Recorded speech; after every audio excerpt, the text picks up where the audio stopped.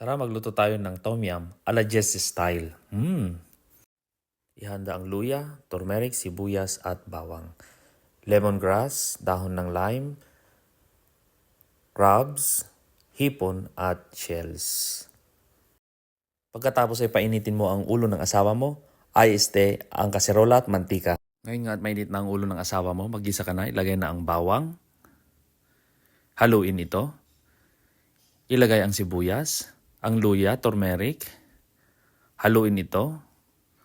Haluin mo ng haluin, kagaya ng paghalo mo sa kanya. Ilagay naman ngayon ang lemongrass para mas maglasa pa ang ating lulutuin ngayon. Pagkatapos ay haluin ito. Haluin ito ng haluin. Ilagay naman ngayon ang dahon ng lime na magdadagdag sa lasa ng lulutuin natin ngayon. Pagkatapos ay haluin ito. Haluin ito ng haluin. Ngayon naman ay lagyan ng durog na paminta. Pagkatapos ito ay haluin ng haluin. Haluin ito ng haluin.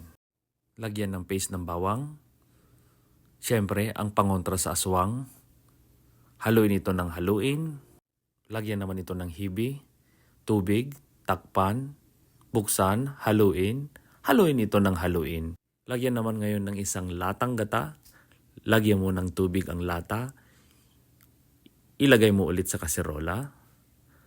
Pagkatapos ay antayin uminit ito, kagaya ng ulo ng asawa mo. Pagkatapos ay haluin ito. Haluin ito ng haluin.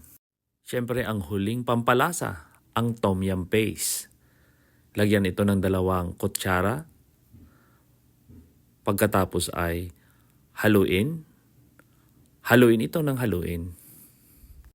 Ngayon naman ay ilagay sa kaserola ang mga kontrabida, ang shells at ang crabs. Ihuli natin ilagay ang hipon. Pagsamasamahin ng mga kontrabida hanggang magkaisa ang kanilang mga lasa. Ngayon naman ay ilagay ang hipon para dadagdag sa lasa ng mga kontrabida. Sa ulam natin ngayong gabi. Dahil sa bilis ng pangyayari, ayan, magkaisa na ang lasa. Ano pang inaantay mo? Halika na, tikman natin kung ano ang lasa nila.